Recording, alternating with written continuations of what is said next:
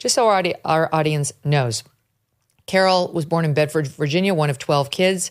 Grew up in a very poor house, living in a shack without running water, sharing 2 beds with her 11 siblings, did not finish high school, dropped out in 9th grade, earned a GED, worked as a cashier at McDonald's. Carol actually worked at McDonald's as a door-to-door salesperson and assistant at a retirement facility.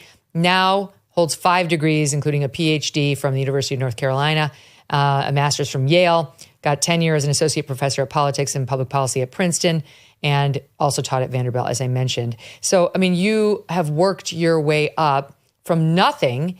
That doesn't get rewarded by these. They don't look at you and say it's wonderful. Now, if you had somehow managed to turn out liberal, it might. They might want to celebrate that, rags to riches story.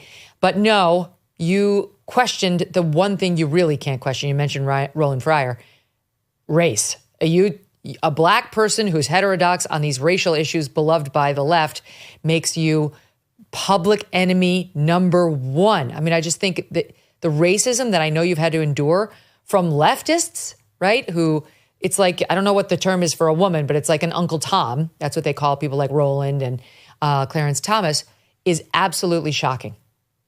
It's true. And they call the women Aunt Jane. And the progressives were always uncomfortable with me. And also many of the black people that I worked alongside, they would tell me, you don't need to tell people where you came from. And there seemed to be a lot of embarrassment that somehow I had slipped through the cracks and entered those places.